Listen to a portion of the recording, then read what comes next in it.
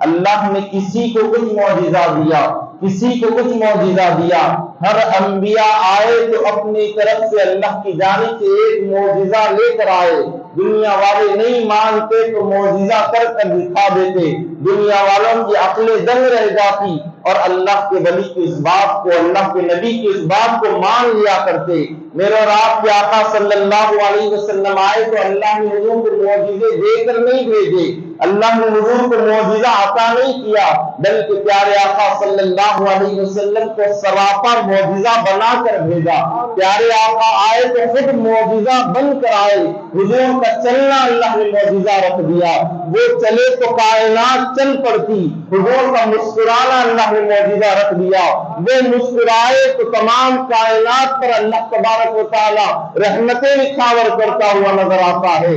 اللہ نے پیارے آقا کا دیکھنا معجزہ رکھ دیا، وہ کسی پر رحمت کی نظر ڈال دیتے تو صحابیت کا درجہ ان کو مل جاتا۔ اللہ نے پیارے آقا صلی اللہ علیہ وسلم کے مبارک ہاتھ میں وہ معجزہ دیا، کسی پر ہاتھ پھیر لیتے تو ان کی زندگی سنور جایا کرتی، ان کی عمریں بڑھ جایا کرتی، بکری پر ہاتھ پھیر لیتے تو تھنوں میں دودھ آ جایا کرتا۔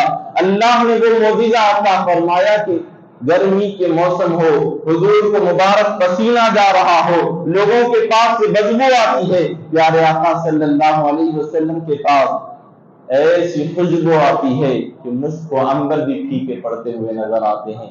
اللہ نے ایسے معجزے عطا فرمائے، حضور کا آنا معجزہ، حضور کا اٹھنا معجزہ، بیٹھنا معجزہ، دیکھنا معجزہ، کھانا معجزہ۔ اللہ نے ہر ادا کو معجزہ بنا کر، سراپا معجزہ بنا کر اللہ نے حضور کو دنیا میں بھیجا۔ اور ایسے معجزوں کے درمیان پیارے آقا صلی اللہ علیہ وسلم اللہ کی جانب سے دو بڑے خاص معجزے لے کر آئے، سراپا معجزہ بن کر آئے۔ یہی اللہ کی بڑی نعمت ہے، لیکن اس کے ساتھ ساتھ دو اللہ نے بڑے معجزے آقا کریم صلی اللہ علیہ وسلم کو عطا فرمائے۔ ان دو بڑے معجزوں میں سب سے پہلا بڑا معجزہ قرآن مجید، دوسرا سب سے بڑا معجزہ معراج النبی صلی اللہ علیہ وسلم کی جو رات ہے، اللہ نے حضور کو جو معراج عطا فرمائی ہے، حضور کے معجزوں میں دوسرا سب سے بڑا معجزہ۔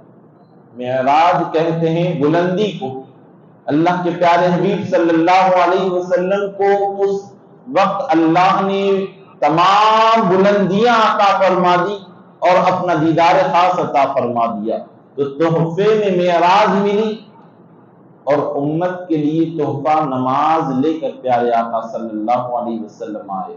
معراج کی رات تحفہ ملا معراج کا، بندوں کی معراج فرمایا کہ نماز ہے، تو پیارے آقا صلی اللہ علیہ وسلم کی معراج اللہ کا دیدار ہوا، بندوں کی معراج نماز ہوئی، تو معراج کی رات معراج تحفے میں لے کر بندوں کے پاس پیارے آقا صلی اللہ علیہ وسلم آئے اور فرمایا کہ رکعت باندھ لو، ہاتھ باندھ کر ٹھہر جاؤ، خشوع و خضوع کے ساتھ تم نماز ادا کر لو، یہ تمہاری معراج ہے۔ اے بندگان خدا، یہ تمہاری معراج ہے، اللہ سے ہم کلام جب تم ہوگے تو یہ تمہاری معراج ہے۔ فرمایا کہ نماز پڑھو تو اس کیفیت میں پڑھو، اس سوچ سے پڑھو، اس حالت میں پڑھو کہ یہ سوچو کہ اللہ مجھے دیکھ رہا ہے۔ پہلے فرمایا کہ نہیں، نماز پڑھو تو ایسے پڑھو کہ اللہ کو میں دیکھ رہا ہوں، میں اللہ کو دیکھ رہا ہوں، یہ سوچ کر نماز پڑھو۔ فرمایا کہ تم پر یہ کیفیت طاری نہیں ہوتی تو کم از کم یہ سوچ لو کہ اللہ مجھے دیکھ رہا، یہ سوچ کر نماز۔ آج دیکھیے کہ ہماری نمازیں کیسی ہے، ہم نماز پڑھتے ہیں تو غرض کو نماز پڑھتے ہیں، میری نماز مطلب کی نماز ہوئی، اس لیے کہ اللہ نے فرض رکھا ہے، اس لیے میں نماز پڑھ رہا ہوں۔ نماز نہیں پڑھوں گا تو گناہ ملے گا، اس لیے میں نماز پڑھ رہا ہوں۔ نماز نہیں پڑھنے پر قبر میں عذاب ہوگا، حشر میں عذاب ہوگا، اس لیے میں نماز پڑھ رہا ہوں۔ نہیں، نماز پڑھنے میں اپنا مطلب رکھ کر تو ہر کوئی پڑھتے ہیں، نماز پڑھو اس لیے پڑھو کہ پیارے آقا نے فرمایا میری آنکھوں کی ٹھنڈک نماز ہے، جب تم نماز پڑھو گے میرے آنکھوں کو ٹھنڈک ملے گی۔ ایک نقطہ بیان کرتا چلو، کہ دیکھیے کہ نماز کو حضور نے فرمایا کہ میری آنکھوں کی ٹھنڈک ہے۔ مطلب کیا ہے؟ نماز سے پیارے آقا کی آنکھوں کو کیوں ٹھنڈک ہو رہی ہے؟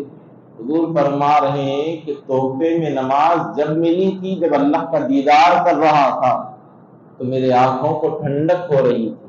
اللہ کے دیدار سے میں اپنے آنکھوں میں ٹھنڈک محسوس کر رہا تھا، رب العالمین کے جلوے اپنے آنکھوں میں دیکھ رہا تھا، رب العالمین کو میں خود دیکھ رہا تھا۔ تو فرمایا کہ اے بندے، جب تم کبھی نماز پڑھ لو، تم جب نماز پڑھو گے تو رب العالمین کا وہ دیدار مجھے یاد آتے جائے گا، میری آنکھوں کو ٹھنڈک ملتی جائے گی۔